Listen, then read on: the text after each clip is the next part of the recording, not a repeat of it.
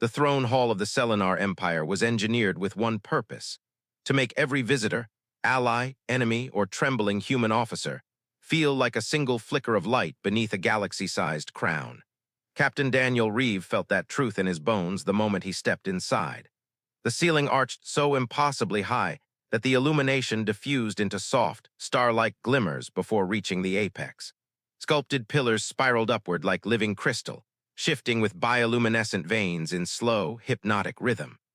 Hundreds of Selenar nobles lined the upper galleries, their formal attire a sea of deep blues and silver-white threads that caught the throne hall's light like ripples on water.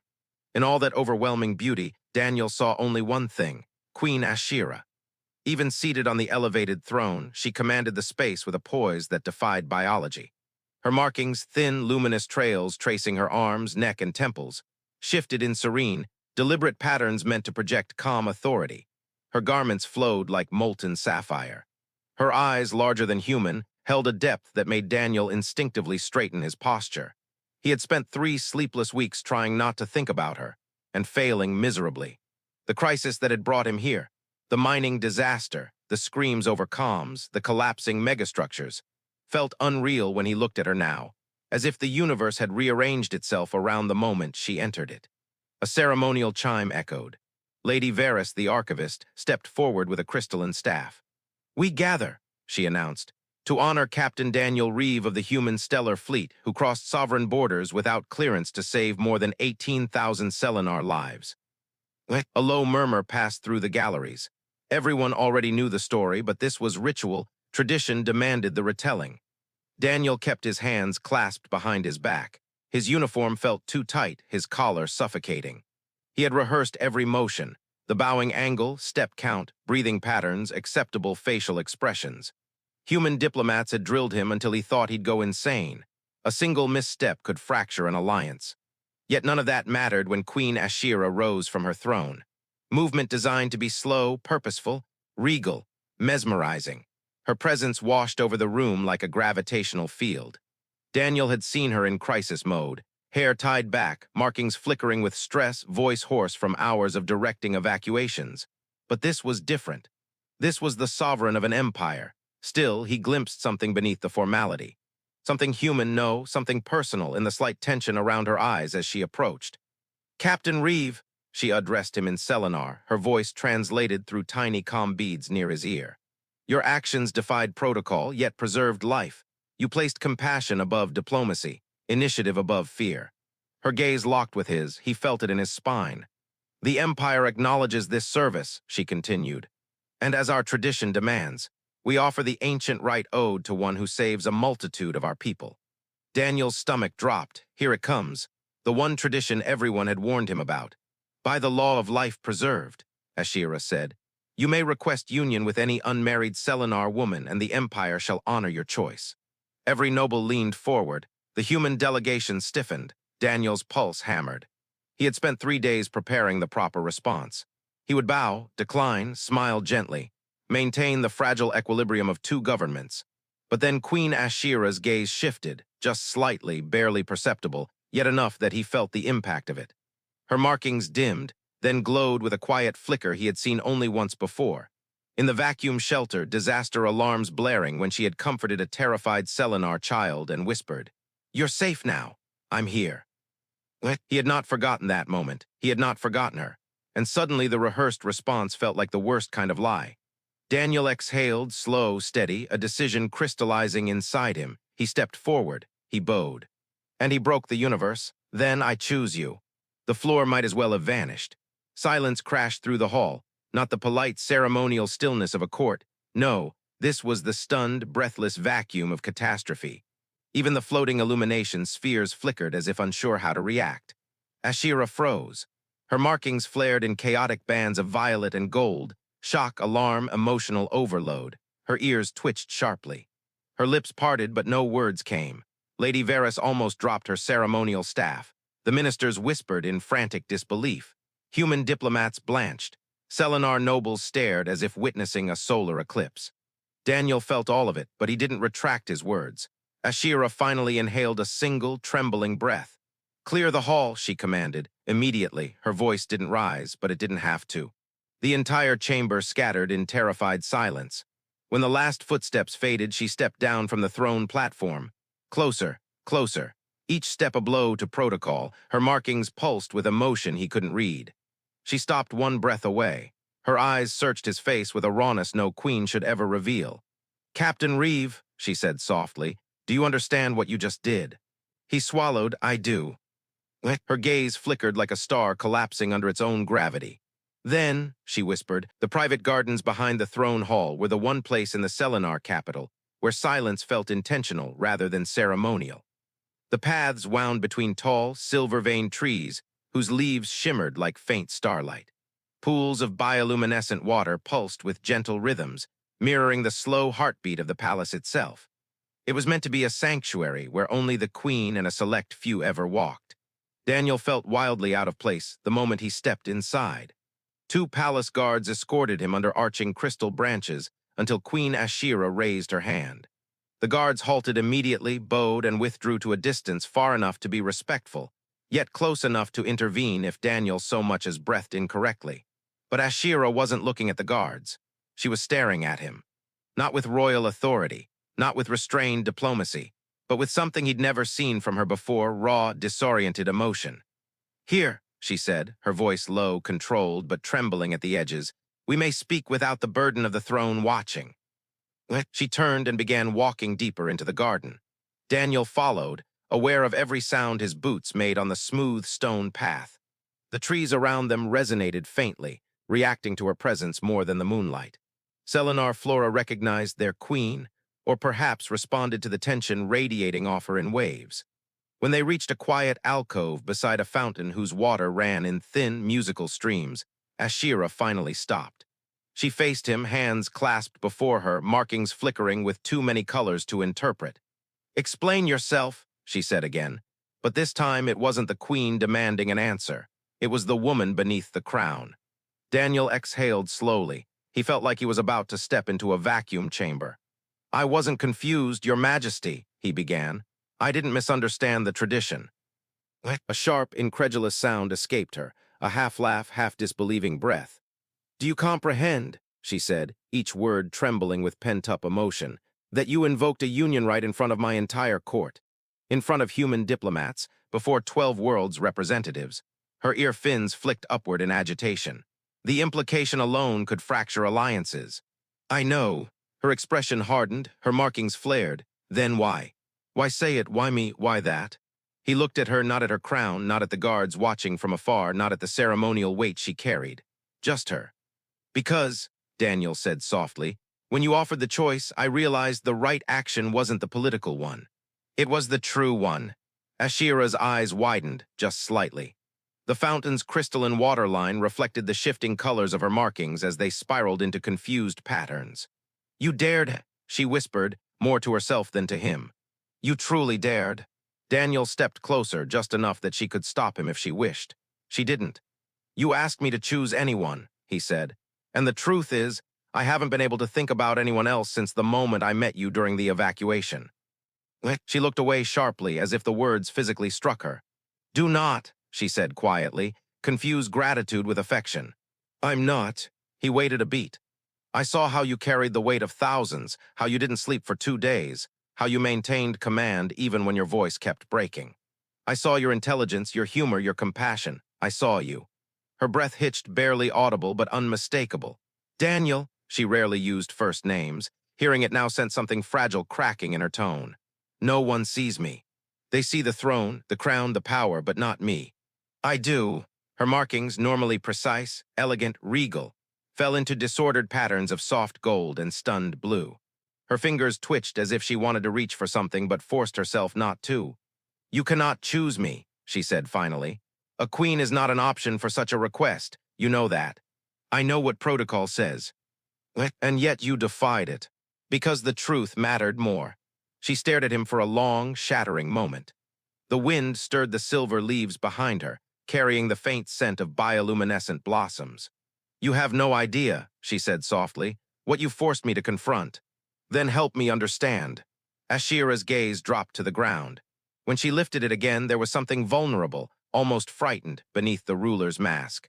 "For 15 years," she said, I have lived as a symbol, not a person. I was trained to suppress desire, affection, attraction, to place duty above heartbeat, to forget that there was ever a woman behind the crown. She swallowed, and then you, reckless, stubborn human, come crashing through protocol and law to save strangers who were not your responsibility. You speak to me in crisis like I am merely another officer in the room. You make me laugh when I am not supposed to. You look at me without the fear or reverence everyone else carries. She took one small step toward him. And now you say you choose me. Daniel's voice came out soft, steady, unwavering. Yes, she closed her eyes, not in dismissal, but in surrender to a truth she could no longer avoid. When she opened them, the glow of her markings had shifted into a warm, trembling gradient. This cannot be decided in a moment of shock, she whispered.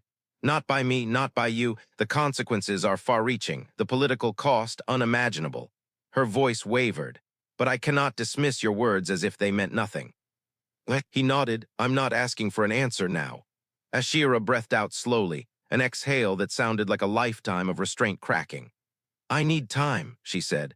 Time to understand whether this is folly or courage, and whether I am angry with you or, she caught herself, markings flaring, or something else. Daniel stepped back, respectful, giving her space she no longer seemed sure she. Rumor in a Selenar palace did not travel. It detonated. By the next morning, Daniel felt its shockwaves in every corridor he walked through. Guards who had been politely neutral the day before now watched him with a mixture of disbelief, suspicion, and poorly concealed curiosity. Courtiers parted around him as if he carried a volatile weapon. Even the palace attendants trained to mask emotion bowed a fraction too quickly. Something had changed, or rather everything had. He learned why when he stepped into the High Council observation gallery. The chamber below was already in session. Hundreds of crystal seats arced around a central platform where Queen Ashira sat, composed and still. Her markings were calm, perfectly controlled, too controlled. That was the first warning.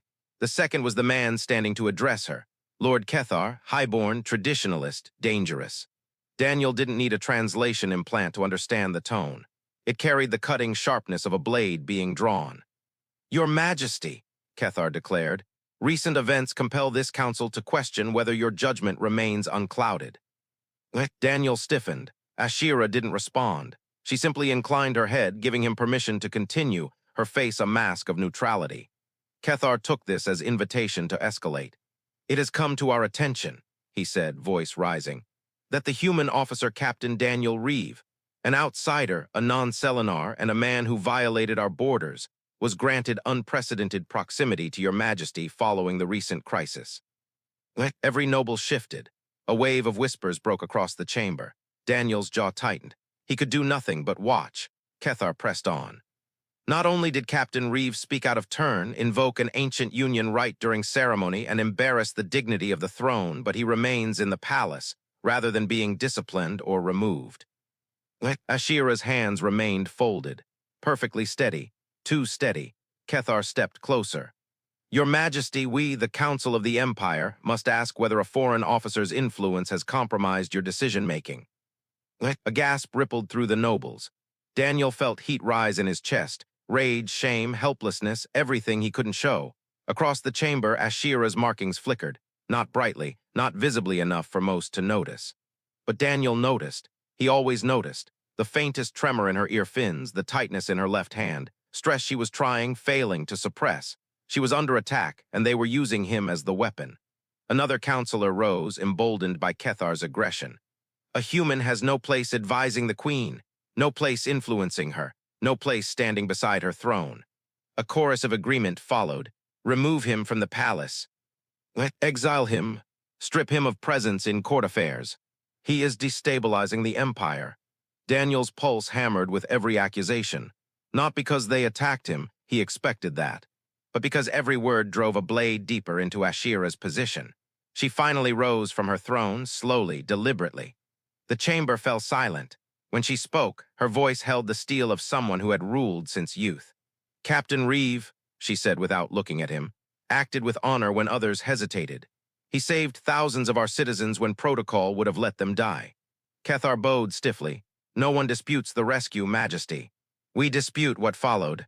Ashira's markings dimmed. A dangerous sign. Daniel had learned enough to know that meant internal restraint, not calmness. Kethar continued. A queen cannot entertain personal entanglements with a foreign soldier. It invites chaos, it invites scandal, it invites collapse. Daniel flinched as if struck. This is my fault, Ashira's voice cut sharp. And yet, she said, you assume such entanglement exists. The council chamber stirred. Kethar didn't back down. He smelled weakness, blood in the water. Majesty, the entire palace knows of Captain Reeves' public declaration. His feelings are no secret, nor is your Majesty's refusal to dismiss him. He leaned forward. Such an oversight strongly suggests emotional compromise. Daniel's hands clenched. He wanted to shout, she's stronger than any of you. She's held your empire together, but he said nothing, because speaking now would destroy her. Ashira inhaled through her nose, barely noticeable, but to Daniel it was a signal. She was angry. She was hurt. And most dangerous of all, she was calculating. The rest of the session devolved into a storm of veiled accusations and political maneuvering. Daniel watched it happen like a man chained while someone he cared for was put on trial. He saw supporters of Ashira argue for her record, her stability, her victories, her leadership during crisis. But the opposition was louder, emboldened. Every argument circled back to him, to the moment he said, I choose you. When the council finally adjourned, Ashira remained still until the chamber emptied. Then she rose and left through a private corridor without looking back. Daniel's chest tightened painfully. He had seen the exact moment her composure cracked, a half-second flicker of her markings, a tension in her jaw, the loneliness behind her eyes. She wasn't just battling politics. She was battling the fear that he had made her vulnerable. Later that night, as Daniel paced the quarters assigned to him, the door opened without warning. Lady Sarah's, Ashira's chief advisor, stepped inside with the force of someone who had no patience left.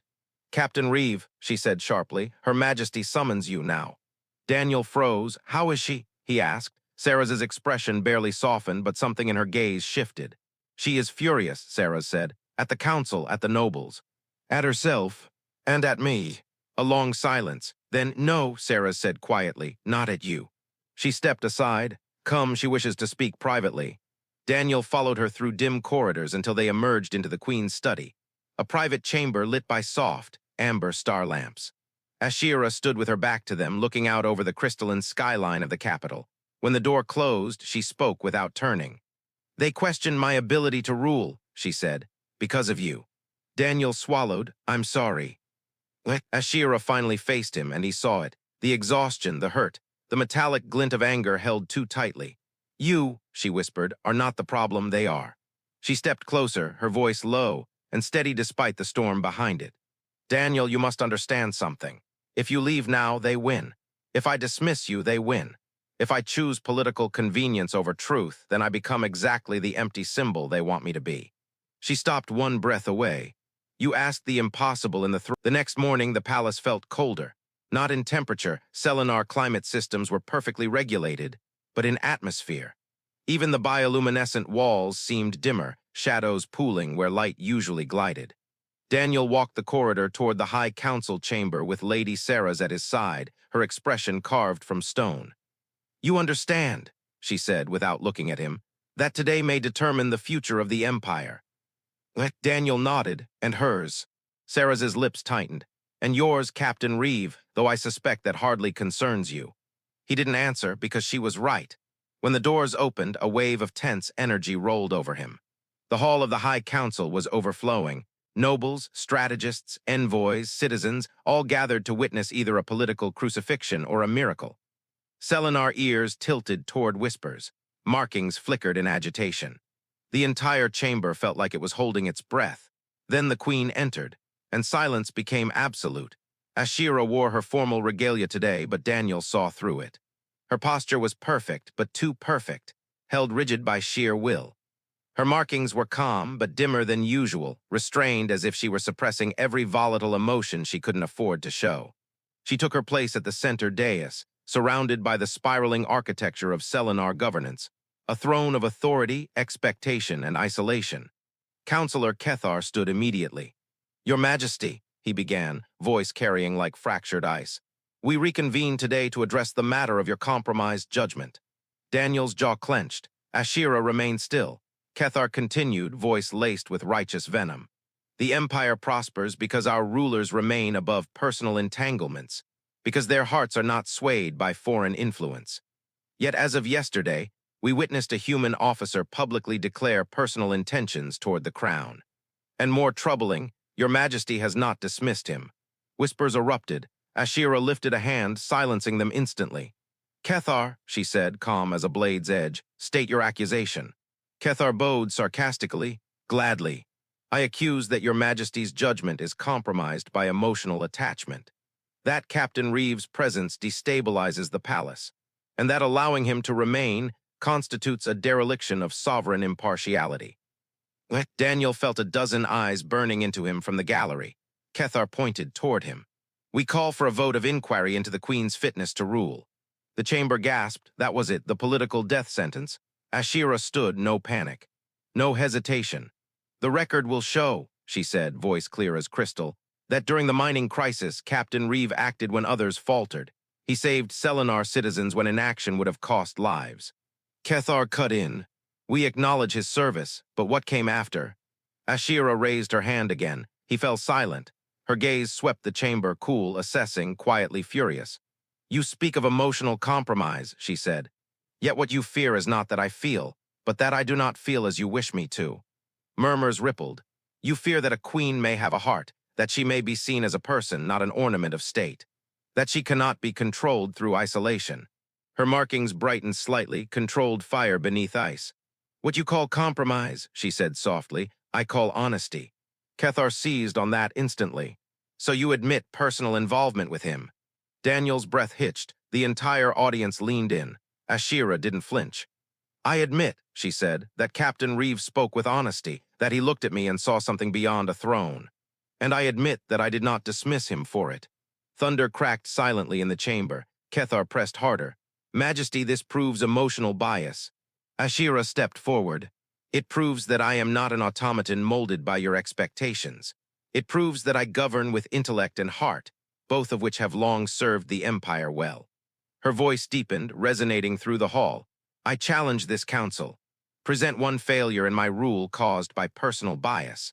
One failure of diplomacy. One failure of governance. One decision made for anything other than the good of our people. Silence, absolute silence. Ashira looked directly at Kethar. You cannot, because such failures do not exist. Daniel's chest tightened, pride, awe, and something dangerously close to love. Another counselor rose hesitantly. Even so, she said, the law requires that a ruler's personal attachments be subject to review. Ashira nodded, and that review must consider not rumor but merit. Her markings brightened, gold threading through blue. Captain Reeve may be human, he may be foreign, but he is honorable, intelligent, capable. He has shown loyalty not because protocol demanded it, but because conscience did. Every word was a blade turned back on her enemies. And if this council seeks to remove me, she continued, let it not be for imagined feelings, but for measurable failure. And since such failure does not exist, her eyes sharpened. This challenge is not about governance, it is about fear. Kethar bristled. Fear of what? Ashira didn't blink. Of change, of cooperation. Of the possibility that the Empire might grow stronger by embracing perspectives not born within its borders. Daniel's pulse thundered. She was fighting for him, not reluctantly, not defensively, deliberately. The chamber erupted into debate, shouts, arguments, desperate attempts from Kethar's faction to salvage the attack. But the tide had already turned. Counselors who had been on the fence rose to speak in her defense, citing her record, her stability, her leadership. By the time the vote was called, the outcome was inevitable. The challenge failed. Queen Ashira remained sovereign, and Kethar's faction fractured under the weight of their own miscalculation. As the chamber dismissed, and the waves of tension finally began to dissipate, Ashira stepped down from the dais and walked directly toward Daniel in the gallery. Sarah's and half the court looked like they'd swallowed static charges. Daniel stood breath shallow. Ashira stopped in front of him for the first time today, her markings softening. Walk with me, she said, a command, but not for the throne, for him. They exited into a quiet corridor, the door closing behind them. Only then did Ashira let out the breath she'd been holding. The palace shifted after the council vote, subtly at first, then unmistakably. The nobles who had once whispered behind folded hands now spoke in lowered voices whenever Daniel passed, their markings flickering with curiosity rather than disdain. Guards offered deeper bows. Attendants paused a heartbeat longer when addressing him. Something fundamental had changed. But none of it mattered as much as the moment Queen Ashira summoned him to the inner study, her private sanctuary where decisions of state transformed into human choices. Daniel entered silently. Ashira stood at the center of the room, wearing no crown, no regalia, just a simple Selenar robe that left her markings fully visible. Without the ceremonial layers, the glow along her skin pulsed more softly, naturally, revealing emotional currents she usually kept carefully veiled. She didn't turn when he entered. "I have been thinking," she said quietly, "too much perhaps." Daniel stepped closer. "About yesterday." "And about you," she admitted. She exhaled, a rare, unguarded sound. "I could have avoided that confrontation. I could have dismissed you from the palace or reduced your presence to a formality. But I didn't. I refused." Daniel swallowed. "I know. And because I refused," she went on, "the council forced an outcome I can no longer ignore." Now she turned, and everything in her expression shifted. She wasn't the queen in that moment.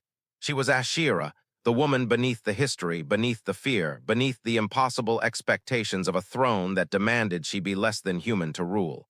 "Daniel," she said, voice gentling in a way that shook him, "I need you to understand something. What happened yesterday made our situation visible, unavoidable, and dangerously unresolved." He didn't breathe. "Tell me how to fix it." Her markings rippled in soft gold. "You cannot fix it, but we can shape it."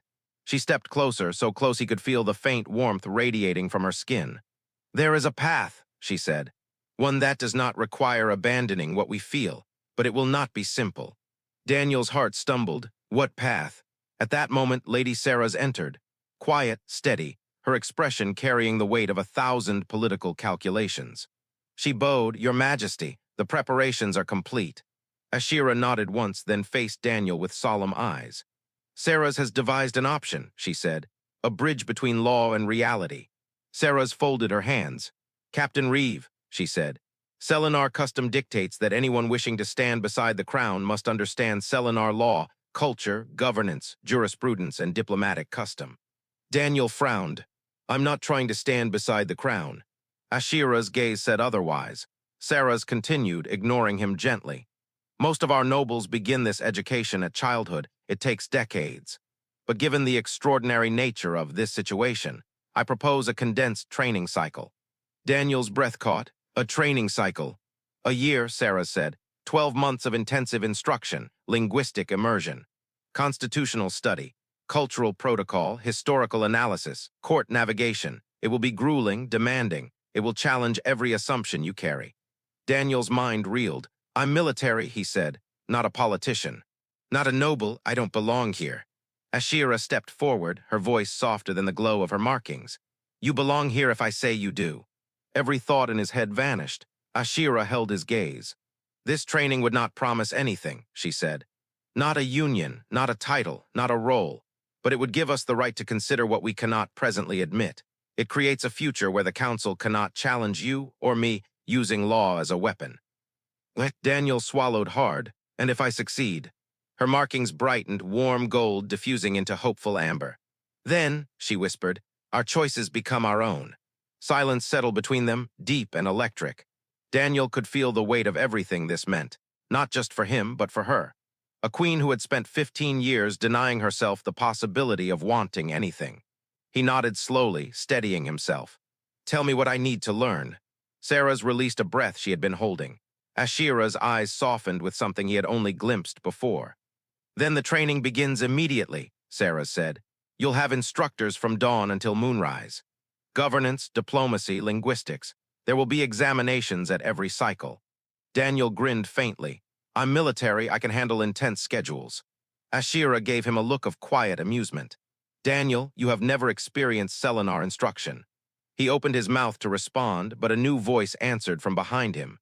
The chief archivist, carrying 7 crystalline tablets. "Captain Reeve," he said gravely, "this is your first hour's reading material." Daniel stared. "This is for 1 hour." The archivist blinked. "Should we add more?" Ashira hid a smile behind her hand, and so it began. Days turned into weeks, weeks into months.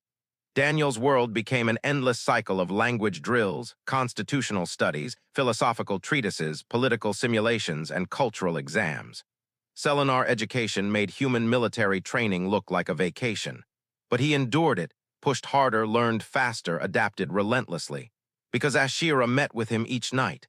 Officially, they discussed his lessons. Unofficially, they learned each other. She taught him the hidden meanings behind Selenar markings, the subtle gradients of affection, doubt, admiration. He taught her the human habits of humor, frustration, resilience, vulnerability. Slowly, a partnership formed, not just romantic but intellectual. A meeting of equals.